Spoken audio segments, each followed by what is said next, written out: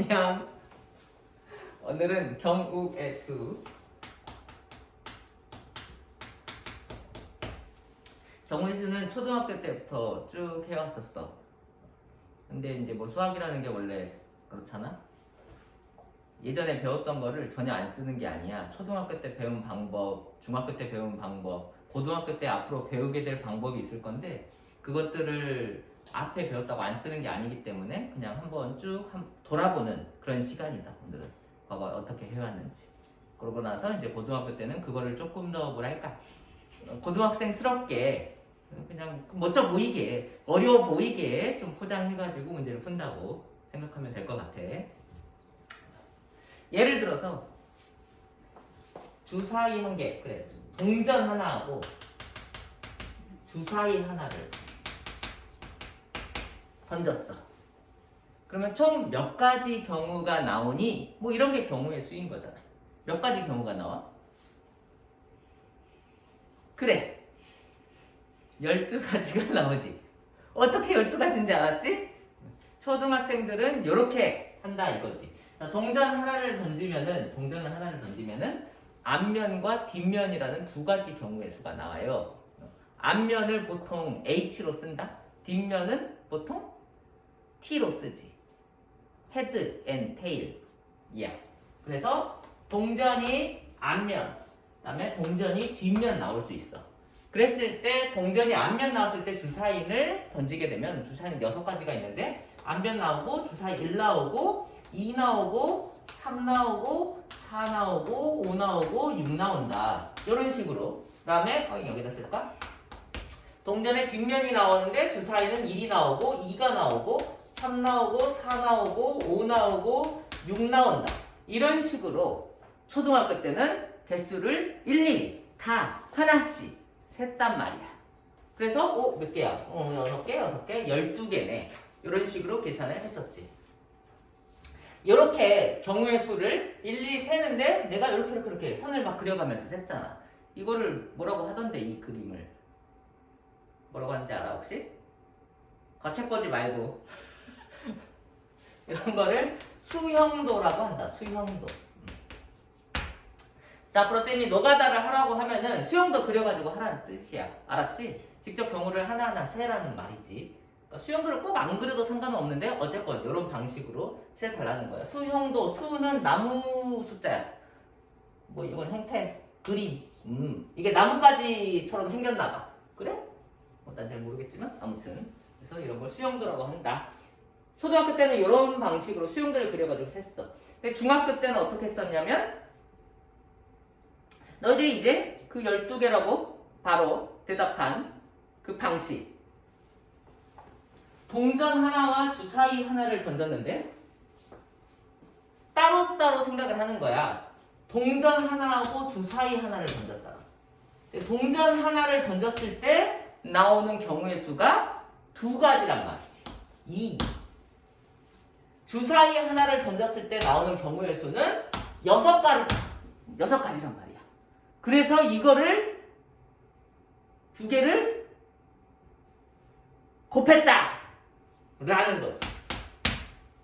그래서 12개다.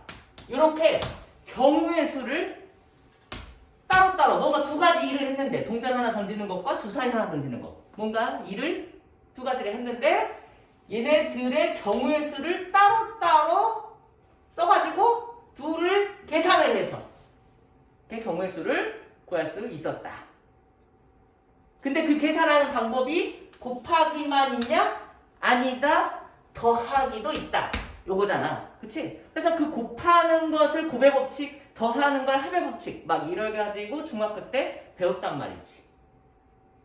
지금 동전 하나하고 주사위 하나를 던졌다고 했을 때 2가지, 6가지 곱해서 12가지라고 대답한 사람도 있고 한 10% 정도의 아이들은 8가지라고 대답을 한다?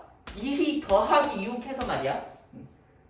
실제로 문제 풀다 보면은 곱해야 되는 경우하고 더해야 되는 경우를 구분하지 못하는 때가 많이 생길 수 있어. 그럼 이 둘을 어떻게 구분해야 되냐? 이거는 왜 곱했냐?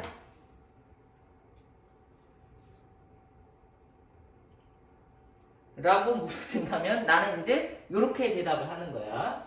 언제 곱하고 언제 더해야 하냐? 곱하는 것은 책에 나오기를 동시에 요거 두 가지 일이 있는데 두 가지 일이 동시에 발생하면 동시에 해야 되는 일이면 곱하래. 그렇지 않으면 더하래. 이렇게 보통 책에는 써져 있거든.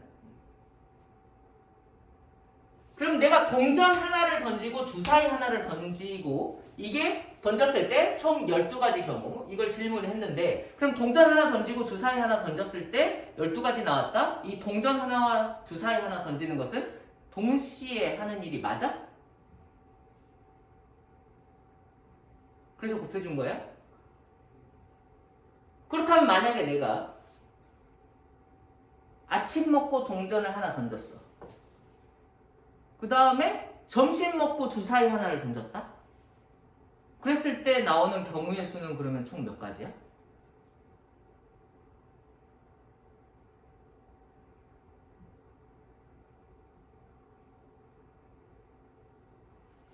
몇 가지일까? 아침 먹고 하나 던지고 동전 던지고 점심 먹고 주사위 던졌어. 몇 가지? 그래도 12가지야? 그래. 그래도 12가지야. 왜요? 동시에가 아닌데요? 동전하고 주사위하고 동시에 던지지 않았잖아요.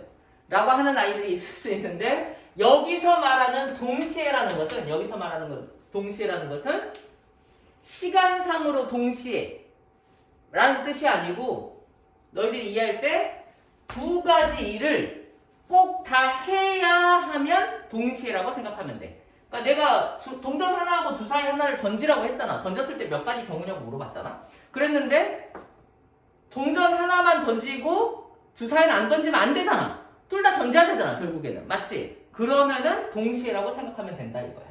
알겠지? 둘 다 꼭 해야 되는 일이면. 동전을 먼저 던지고 주사위를 나중에 던지고 뭐 그런 건 상관없어. 그냥 둘 다 해야 되는 일이면 그러면은 그때는 곱해줘라. 그렇지 않고 어떤 하나만 했을 때 일이 끝나게 되면은 그거는 더해주면 되는 거야.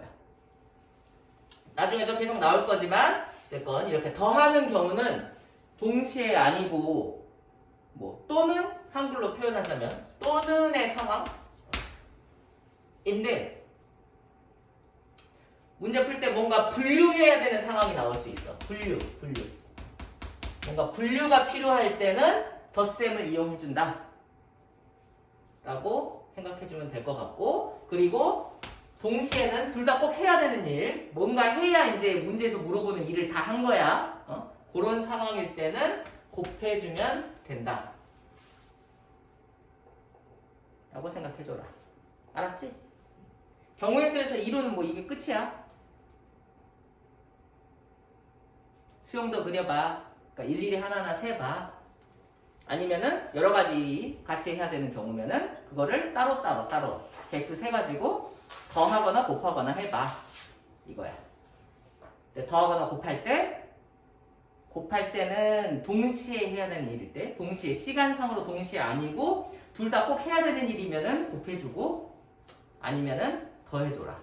뭐 가끔은 이제 다른 어려운 문제 이따가도 하겠지만 빼줘야 되는 경우도 있고 뭐 때에 따라서 나눠야 되는 경우도 있겠지만 말이야. 이 더하고 곱하고 하는 것이 이제 중학교 때까지 했던 경우의 수를 해결하는 방법이야. 그것만 가지고 앞에 있는 문제들을 좀 해결해 볼 건데 또 한두 가지 예를 들어서 경우의 수를 한번 세보도록 하자. 뭐 이런 거 많이 본 적 있을 것 같은데 A, B, C 지점이 있는데 A에서 출발해가지고 B를 거쳐서 C를 가는 거야. 근데 A에서 B로 가는 방법은 뭐 세 가지가 있대. 근데 B에서 C로 가는 방법은 두 가지가 있어. 그러면은 A에서 출발해가지고 B를 거쳐가지고 C를 가는 방법 몇 가지 있냐? 6가지 있다. 이거를 따로따로 생각을 하는 거라는 거지. A에서 B로 가는 방법은 세 가지가 있고 B에서 C로 가는 방법은 두 가지가 있는데 A에서 C에 도착을 하기 위해서는 얘네들 두 가지 일을 다 꼭 해야 된다라는 거지. 그래서 곱해줘야 된다 이 소리야. 시간상으로는 무조건 이 일을 먼저 하게 되잖아. 시간상으로는 같이 할 수가 없는 일이잖아. 동시에 할 수 있는 일이 아니잖아 얘네들은. A에서 B 간 다음에 C 가야지. 그치? 그 시간상으로 동시에가 아니고 A에서 C 가는 방법, C 가는 경우의 수를 물어봤다. 그런데 세 가지, 두 가지다. 그러면 두 가지 일을 다 해야 되기 때문에 곱하기로 처리를 해준다. 오케이?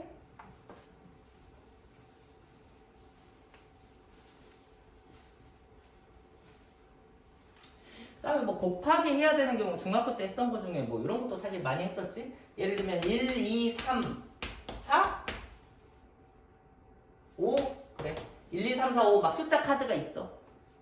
근데 이거 중에서 세 개의 카드를 이용해가지고 뭐 세 자리 자연수를 만들어라. 이런 것도 사실 많이 했었잖아. 그치?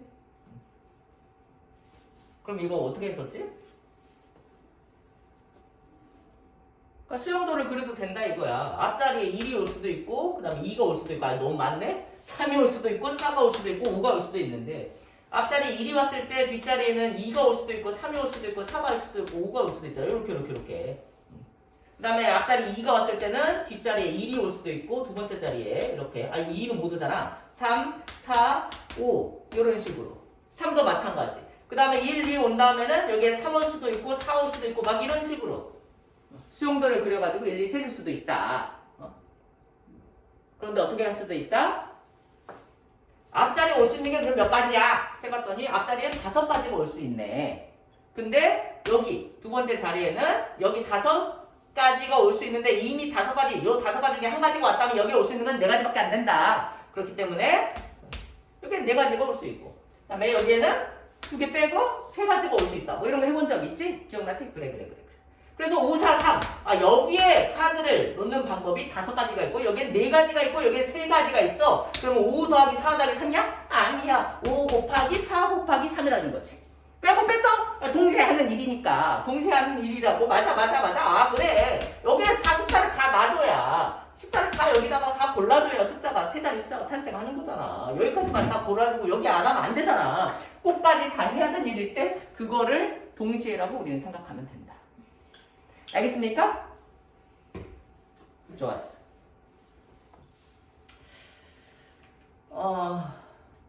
경우의 수는 근데 뭐 개념이 뭐가 없어. 지금 내가 10분간 떠들었나?